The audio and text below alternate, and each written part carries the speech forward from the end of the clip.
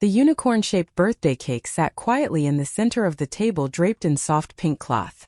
Plastic chairs circled the backyard, and bunches of balloons floated gently under the golden late afternoon sun. Hannah stood by the table, hands trembling as she adjusted the Happy 7th Birthday Lily banner hanging above the wooden gate, a lump tightening in her chest like smoke trapped in her lungs. She checked the time. 4:07 p.m. The party had started at 4. No one had come.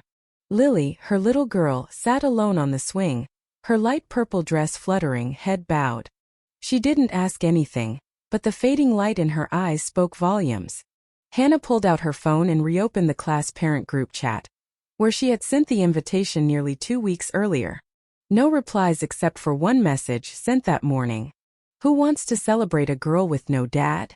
Hannah didn't remember how many times she had read that message. Each time felt like another cut from a blade.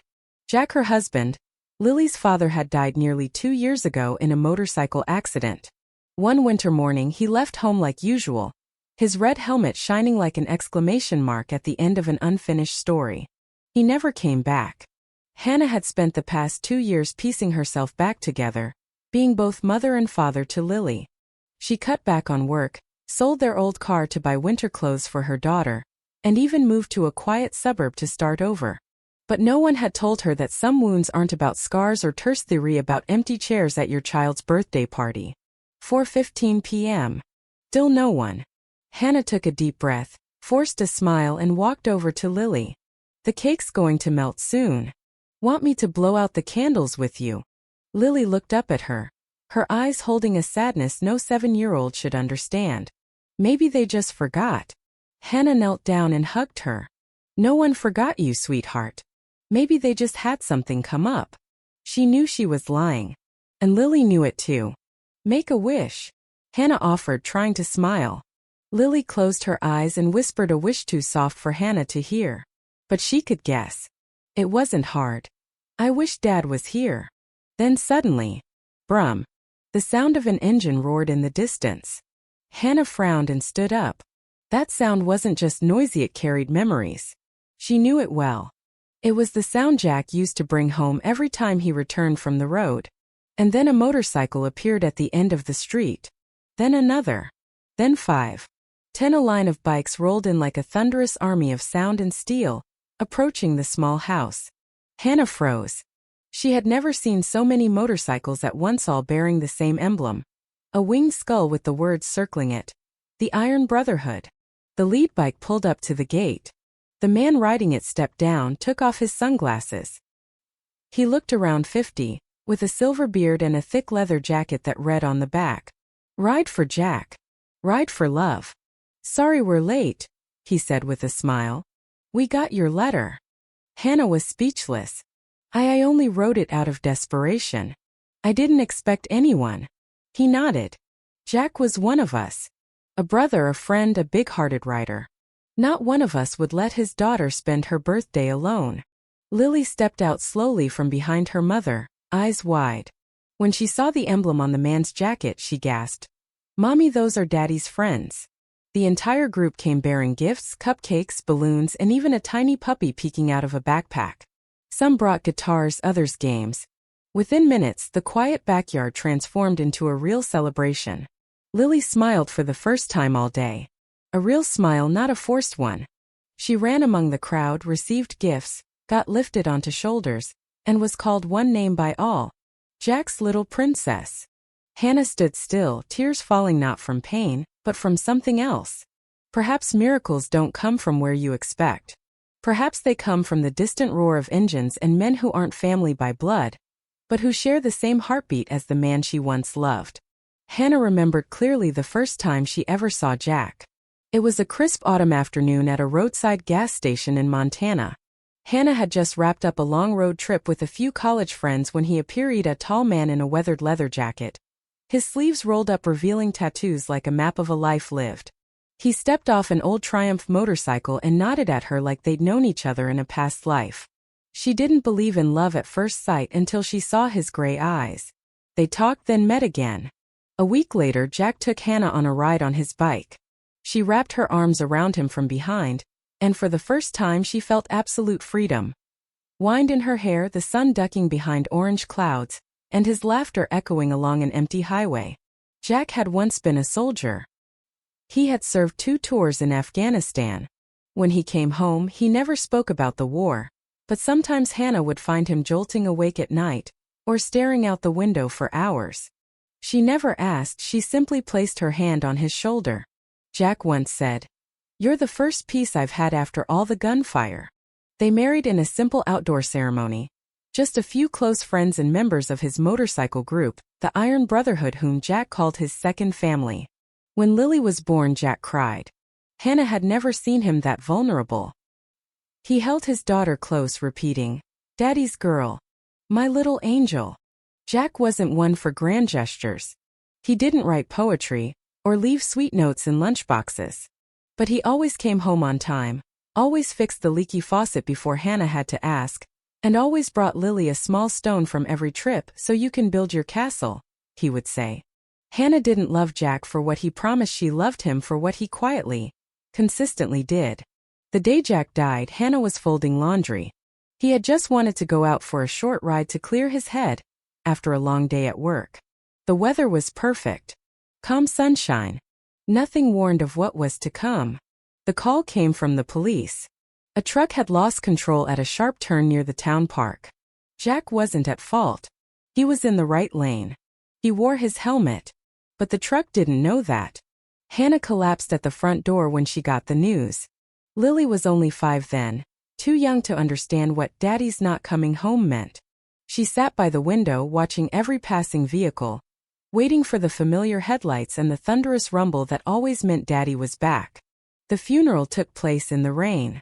The Iron Brotherhood showed up in full force, their bikes lined up outside the church like a final salute. The leader, Duke, the same man who led the birthday procession for Lily, stood silently the entire time, saying only one thing to Hannah. He was the best man we ever rode with. Life afterward became a stretch of long, empty days. Hannah moved away, leaving behind the house full of memories. She worked 2 part-time jobs, learned how to fix the washing machine, how to change light bulbs, and how to hide her tears from her daughter. Lily grew up surrounded by silence. She spoke little, often sitting by the window for hours, drawing motorcycles and endless roads. Whenever Hannah asked, "Who are you drawing?" Lily always replied, "Daddy. He's trying to find his way back home." Hannah had once thought of writing to the Iron Brotherhood, but hesitated. Partly because she feared they had forgotten Jack. Partly because she wasn't sure if they would care about a little girl they had only seen once in the day she was born. But 1 week before Lily's birthday, she finally wrote the letter. Not because she expected them to come, but because she didn't know what else to do to fill the hollow in her daughter's heart. The letter was barely half a page. "Hello. This is Hannah, Jack's wife. I know it's been a long time, but Lily is turning 7 soon. She has no friends coming to her party. Kids tease her for not having a dad. I don't expect anything.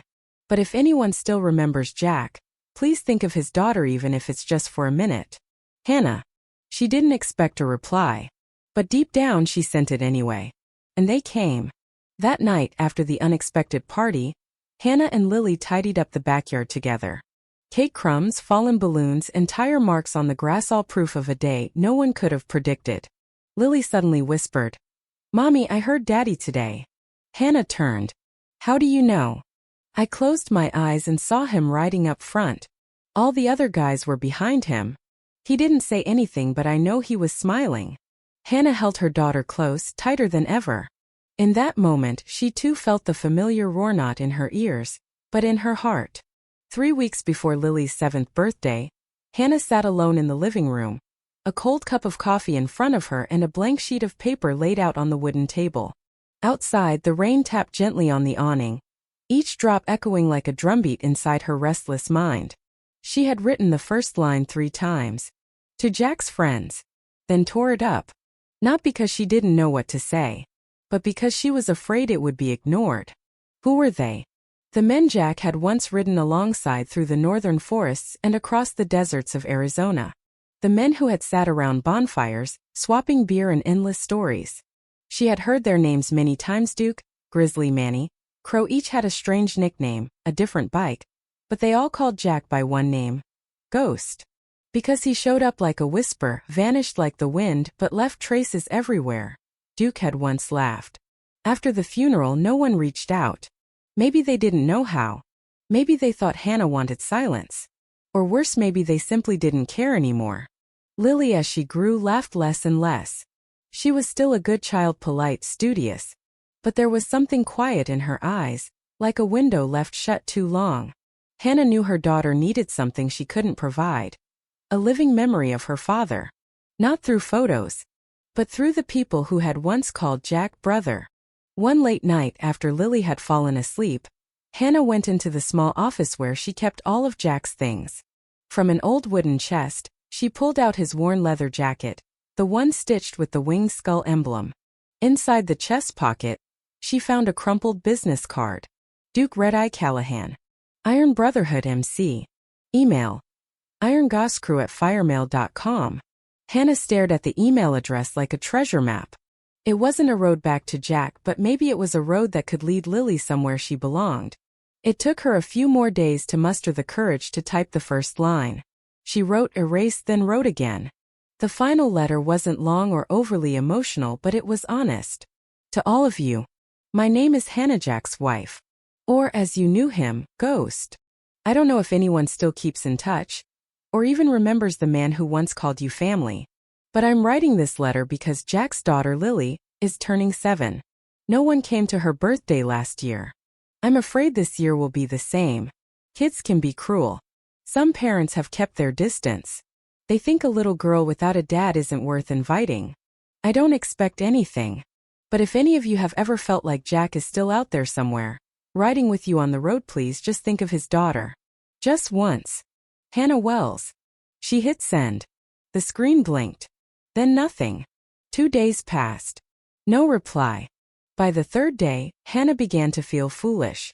Why had she thought that men who once lived free on the open road would care to return to a widow and a 7-year-old girl?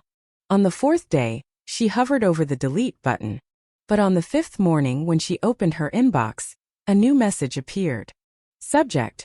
Re-Ghost's little girl. From Duke. Hannah. Well, you've just managed to choke up a bunch of old bikers. Jack talked about Lily a lot more than he ever talked about motorcycles. When's the party? Hannah burst into tears. It didn't need to be a long letter. Just 2 words. We remember. A few hours later, more messages began to flood in. Grizzly. I still have Jack's old helmet. Think Lily would like it. Crow. Last time I saw Ghost was in Wyoming. He said, I'm not afraid of dying. I'm afraid I won't have enough time to be a father to my girl. Now we're going to help him finish that part. Manny. Send me the address. And tell me Lily's favorite color. That night, Hannah took out a fresh sheet of paper and drew a new layout for the party. She changed everything. No more princess balloons and supermarket cake. She ordered a custom motorcycle-shaped cake. No more rushed plastic chairs. She rented long tables for the backyard. Instead of classmates' names on place cards, she wrote, Table for Daddy's brothers. Lily sat beside her, tilting her head. Mommy, are you happy today? Hannah stroked her hair. Yes, sweetheart. I think this year you're going to have a big surprise. Lily smiled faintly. I hope Daddy's surprised too. In Hannah's heart, something began to awaken, not the past, but hope. The men she once thought had disappeared along with Jack were now preparing to return, not to fill the void, but to stand beside it, with her, for Lily. Lily's birthday morning began with golden sunlight streaming through her bedroom window. Hannah stepped in carrying a brand new lilac dress. Lily sat up, rubbing her eyes, and smiled. Mommy, the weather's really nice today. Hannah leaned in and kissed her forehead. Yes, sweetheart. Even the sky wants to celebrate your birthday. Lily hugged the dress tightly, her eyes sparkling but shadowed with a trace of worry. Do you think anyone will come today? The question made Hannah's heart clench. She had prepared for every possibility, even the worst one, that none of the bikers would show up. They could get stuck, change their minds, or simply disappear into the dust of the roads they called home. We'll wait and see, okay? Hannah said gently, squeezing her daughter's hand. The backyard had been decorated in a warm, simple way. Wooden tables were covered with burlap cloth, and jars filled with wildflowers sat in the center. A motorcycle-shaped birthday cake sat in the middle, with a number 7 candle perched on the seat. Hannah checked the time. 2:55 p.m. The party was set to begin at 3. Her heart pounded not for the parent guests, but for the ones who had never promised they would come, but had once promised Jack. If you die, we'll live in your place. 3 p.m. No motorcycles. No engines. No horns. Lily hadn't noticed yet. She was playing quietly with Leo, the little rescue dog. Hannah forced a smile and brought out the juice. 3:10 p.m. The air started to feel still. Hannah sighed and went back inside to grab more napkins. And then, that rumble. Deep, powerful, unmistakable. She froze in the doorway. Another rumble followed. Then another. Then 5. Then 10. When she turned back, Lily was already standing wide-eyed, staring toward the street. A wave of motorcycles rolled in like a tide of steel and thunder. Harley-Davidsons, Indian Scouts, even an old Triumph all gleaming and road-worn. Leading them was Duke, in his familiar leather jacket, sunglasses lowered, eyes shining like sunlight on steel. Neighbors peeked out of their houses. Kids hid behind gates. A few women stepped back as the engines roared like thunder. But then surprisingly, as the convoy stopped in front of Hannah's gate, each rider dismounted and began pulling from their backpacks. Balloons, gift boxes, paper bags printed with unicorns. Duke removed his sunglasses and walked toward Lily. "You must be Lily," he said, kneeling down. "Your dad used to say you'd light up the whole world. I think today's that day." Lily stood frozen. Then slowly she ran forward and hugged him tightly, burying her face in the worn leather jacket, still carrying the scent of the road and distant travels. "Are you one of Daddy's friends?" Duke nodded, holding her gently. No. "We're family." The whole crew quickly transformed the small backyard into a joyful surprise party. Grizzly, the towering man with snow-white hair, set up a canopy to block the sun. Manny pulled out a wooden guitar and began strumming Happy Birthday in a country rhythm. Crow, a skinny guy with a nose ring, carefully laid out gifts on the table. A tiny flame-painted helmet, a doll that could ride a mini bike, and a hand-drawn painting of Jack holding Lily's hand as they rode across a wooden bridge.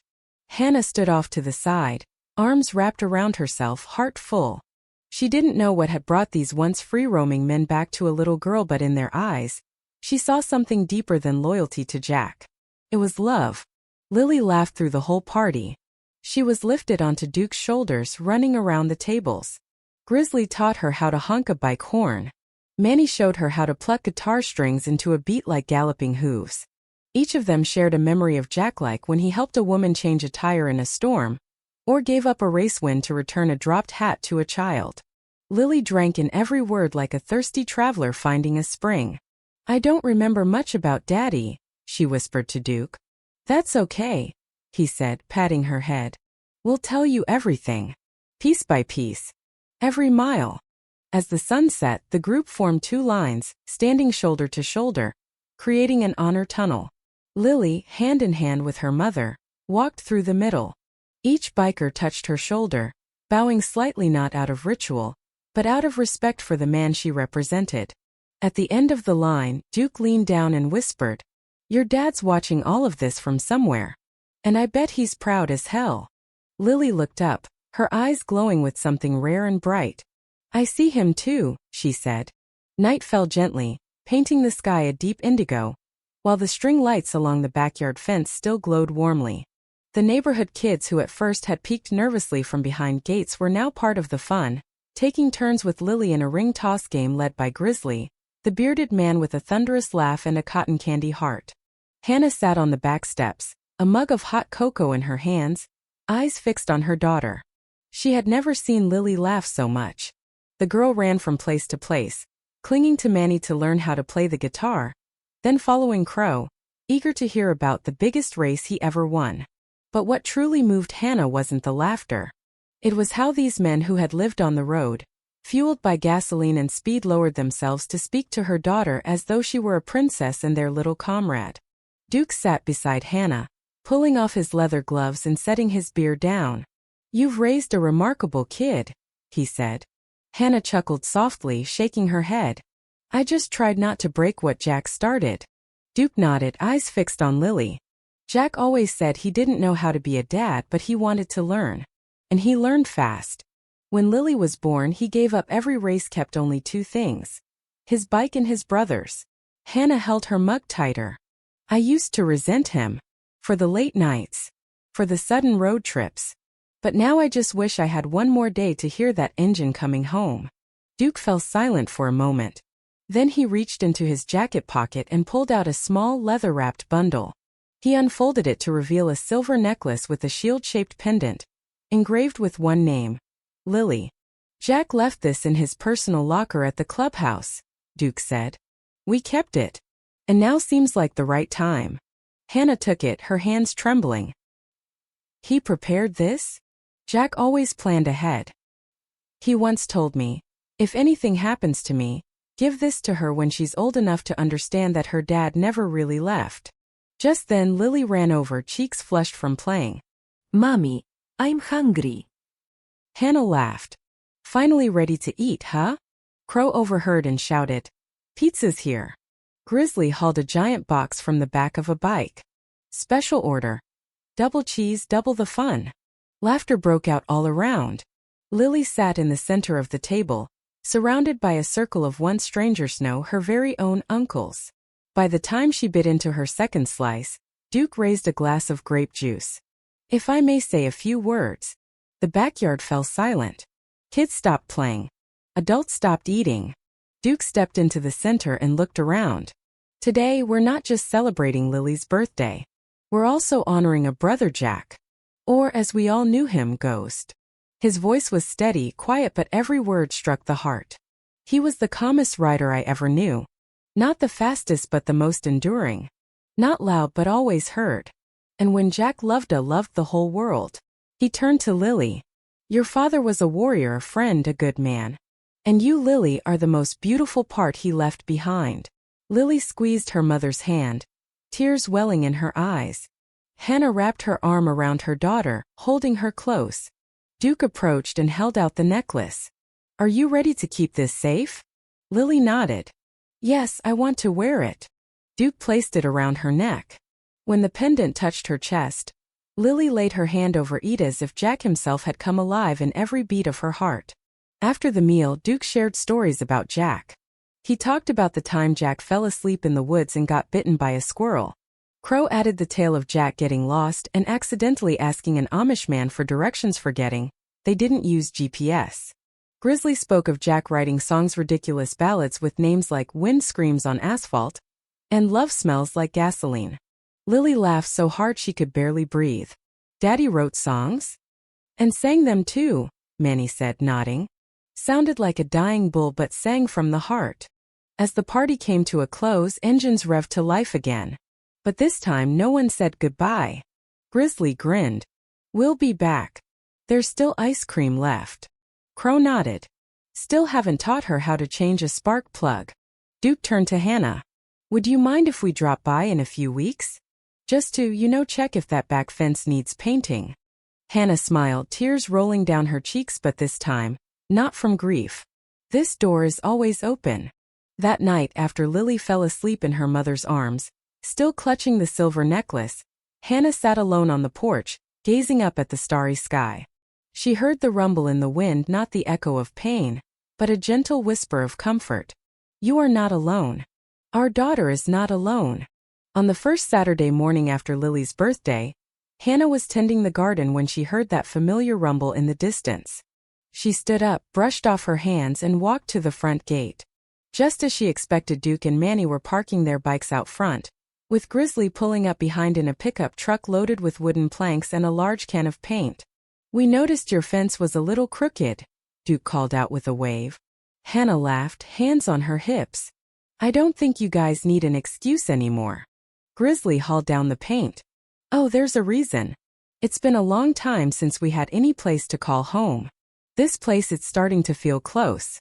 Within an hour, the backyard buzzed like a small construction site. Manny repaired Lily's swing, adding extra padding. Grizzly trimmed the old tree whose branches drooped too close to the roof. Duke repainted the Lily's playground sign in big, bold letters. Lily flitted around like a little bird, darting between them, asking questions, laughing freely. She clearly saw her motorcycle uncles as an essential part of her world now. "Uncle Grizzly, why are your arms so hairy?" she asked. "To scare off monsters, kiddo," Grizzly grinned. "Can I draw a heart on your bike?" "You're the only one who's allowed to." By afternoon, the group rested under the shade of a tree, cold lemonade in hand, summer cicadas humming all around. Crow, the quietest among them, spoke up. "You know, I used to think we were born to belong nowhere. The road was home, smoke was our blanket. But today I think I want to stay a while." Manny nodded. "I start missing Lily every time I leave this place." Duke glanced at Hannah. "You mind having a few wandering strays as neighbors?" Hannah smiled. "If the neighbors fix plumbing, paint fences, and make pizza, I'll sign a lifetime lease." In the days that followed, the crew started stopping by more and more. No invitations needed. They brought small things. A photo album of Jack's old rides, a pair of child-sized motorcycle gloves, and sometimes just their appetite for Hannah's cake. Lily learned how to polish chrome and could name every bike. Uncle Duke rides an Ironhead. Uncle Manny's got a Softail. And Grizzly changes bikes like clothes. Duke even taught Lily how to start up a bike, under close supervision. When that engine roared to life for the first time under her tiny hands, Lily's face lit up like the stars. "Daddy's definitely clapping from the clouds," she shouted. One evening, Hannah and Lily sat on the porch steps. Lily leaned on her mother, holding the silver necklace, and asked softly, "Mommy, why didn't you tell me more about Daddy before?" Hannah hugged her gently. "Because I never knew where to start. Your daddy was a long, thick book. Can I read it now?" "You already are. Every person who visits us is another page of your dad's story." Lily smiled, eyes shimmering. "Then I'm going to read every page. I want to remember everything." That night, when Hannah came into Lily's room, she noticed new drawings on the wall.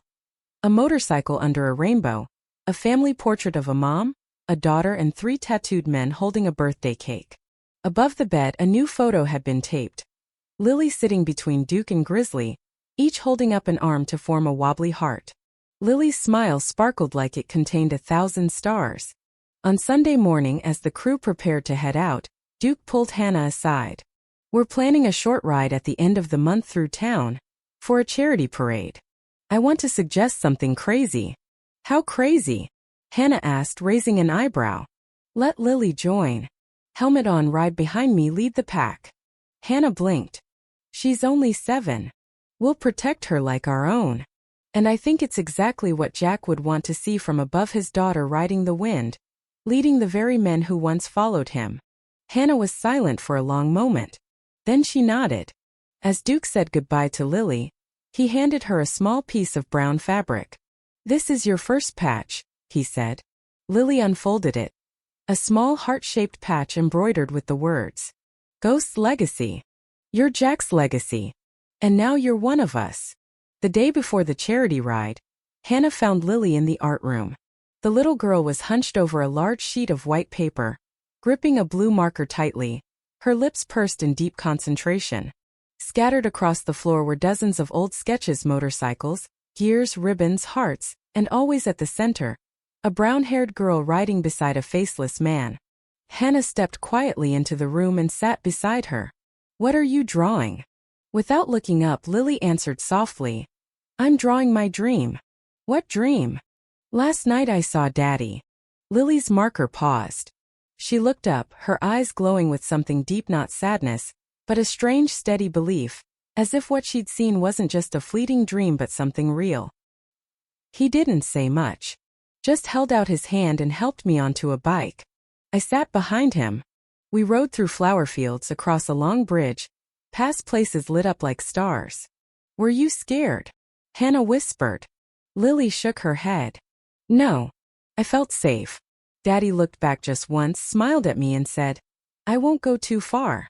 Because you're leading me home now.'" Lily finished the drawing that afternoon. It was a blend of dream and reality. At the center, a motorcycle convoy crossed a wooden bridge beneath a golden sunset. Leading the pack was Jack, drawn with clarity from his daughter's imagination leather jacket, dark glasses, a soft smile. Right behind him was Lily, riding on the back of Duke's bike, wearing a jacket with the Ghost's legacy patch. The landscape around them shimmered, as if dusted with gold, part memory, part hope. When Hannah saw the drawing, for the first time since Jack's death, she no longer felt the need to stay strong. Her daughter was teaching her how love could live on it through presence, but through spirit. The next morning the sky was clear and cloudless. Lily wore a leather jacket Manny had resized from one of Jack's. It still had the chest pocket where he used to keep his silver lighter. Duke arrived early, his bike freshly polished, the seat padded to fit Lily's height. A small purple ribbon was tied to the handlebars, a symbol of hope and courage. Hannah stood by the gate, watching her daughter climb onto the bike, fasten her helmet, and wrap her arms around Duke's waist. The engine roared, but it couldn't drown the thunder in Hannah's heart. Crow turned to her and smiled. "Don't worry. That kid's the steadiest co-rider I've ever seen." The parade began in the town square. Hundreds lined the streets, waving flags and banners. A large ribbon stretched across the main avenue. "Ride for Hope. Ride for Jack." At the front were Duke and Lily. Behind them, more than 30 motorcycles, old brothers, new faces, and townspeople who had once admired Jack. All eyes were on the small girl holding tightly to her uncle, her gaze locked straight ahead, unblinking. "Who is that little girl?" an elderly woman asked. "Ghost's daughter," a man beside her answered. "She looks just like him," the woman smiled. The parade ended at the town park where Jack had taken Hannah on their first date after his return from the military. On the open lawn, Duke helped Lily off the bike and removed her helmet. Lily took the mic and stood before hundreds, mostly adults, bikers, veterans, and locals. Her voice rang out clear and unwavering. "My name is Lily Wells. My dad was Jack. His friends called him Ghost. When I was little, I didn't remember much about him. But thanks to my uncles, I now know who he was. I want to thank my dad because even though he's not here, he sent me an entire army to protect me." Lily held up her drawing. "And this is what I saw in my dream. I believe love never disappears, it just takes the long road to find its way back." Thunderous applause erupted. Many wiped away tears. Duke hugged her tightly and whispered, "You just became our new leader." Later that evening, as people drifted away, Lily and Hannah sat side by side. A breeze swept through their hair, carrying the scent of grass and early summer blossoms. "Mommy, do you think Daddy's proud?" Hannah squeezed her hand. "Not just proud. He's laughing right now, shouting to heaven, 'That's my girl.'" Lily rested her head on her mother's shoulder, fingers curled around the silver pendant. "I want to dream of Daddy again." "And if you do," Hannah whispered, eyes gazing toward the golden horizon, "tell him I'm still waiting." 2 weeks after the charity ride, the town council held an open meeting to propose summer community activities. In the audience, Hannah sat between Duke and Manny, while Lily clutched her sketchpad, legs swinging, as if lost in her own private world. When the time came for public comments, Hannah unexpectedly stood up. She hadn't prepared a speech, she just knew that if she didn't speak now, a part of Jack and of her daughter might never be truly heard. "My name is Hannah Wells. Some of you may not know me, but you probably saw the motorcycle parade last week." A murmur spread through the room. A few heads nodded. Others exchanged uneasy glances. "I'm not here to ask permission to be loud," she said with a soft smile. "I'm here to propose that this town hold an annual parade called the Ghost Redetto, honor those we've lost, and celebrate what they left behind."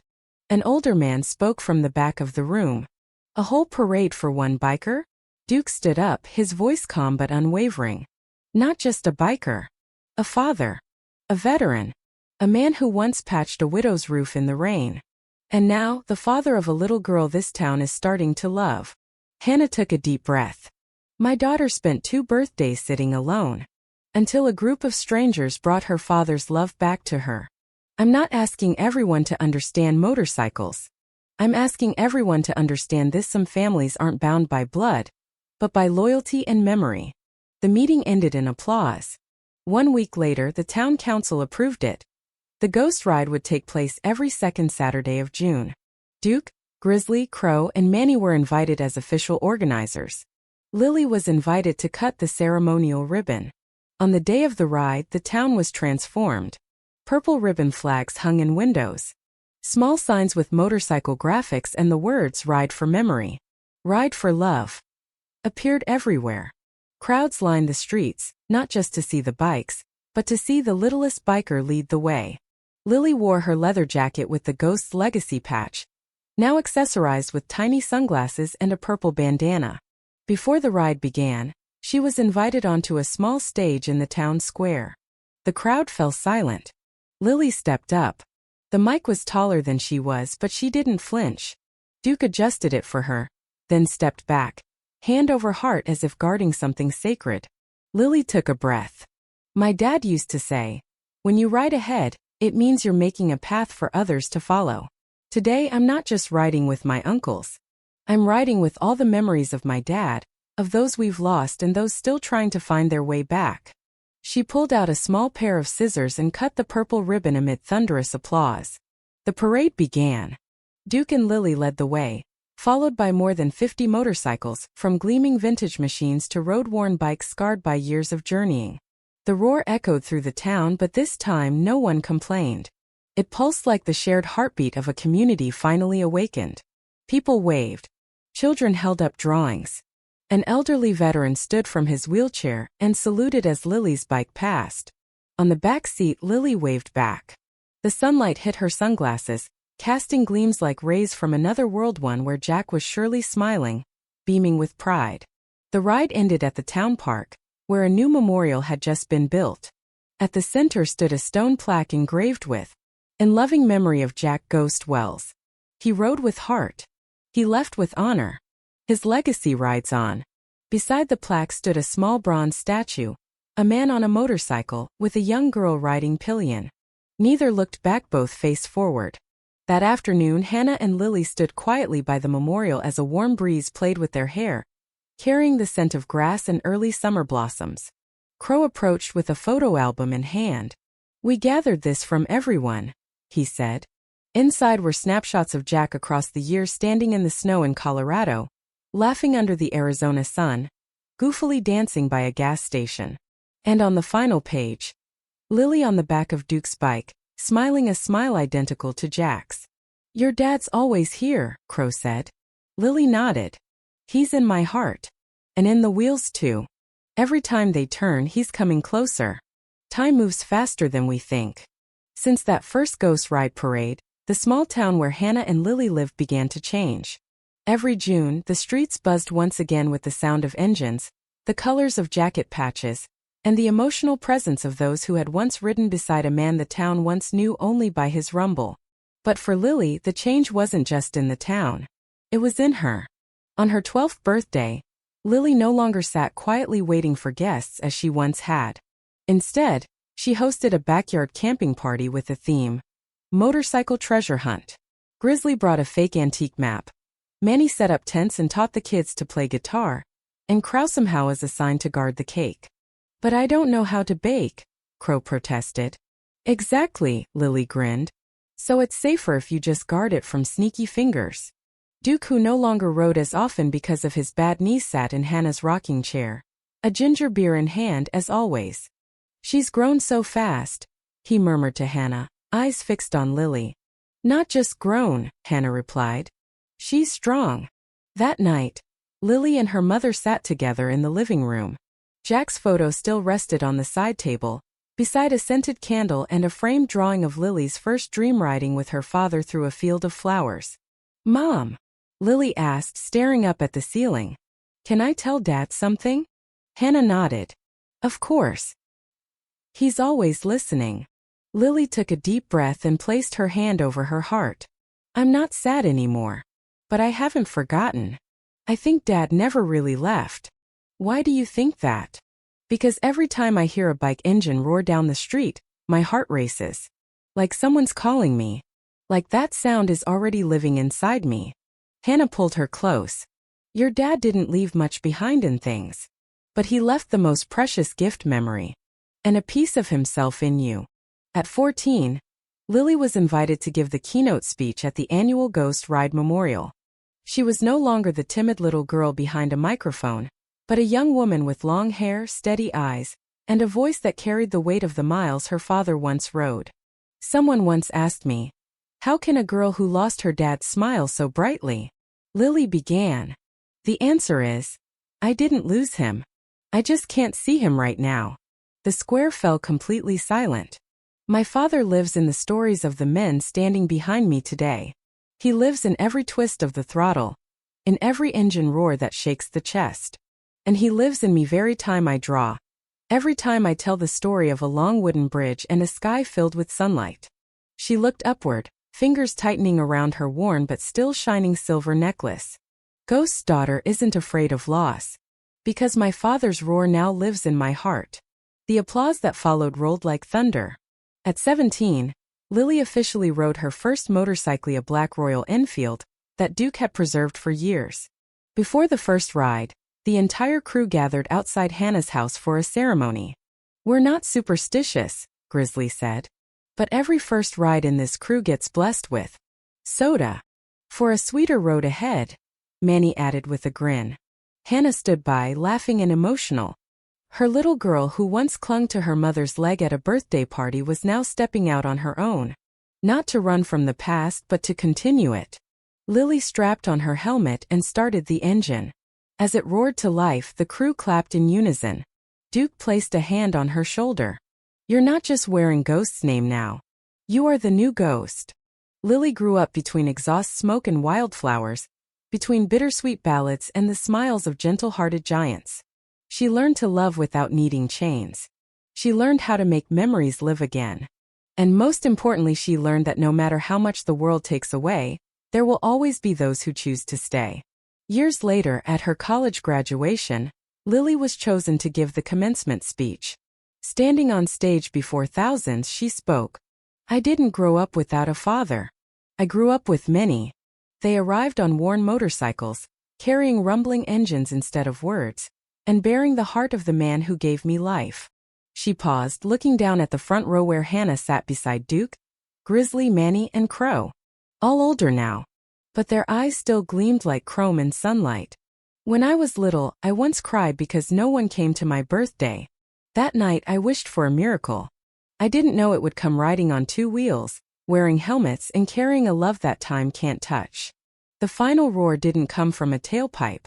It came from the heart of a girl who had learned how to love, how to remember, and how to keep her father alive forever.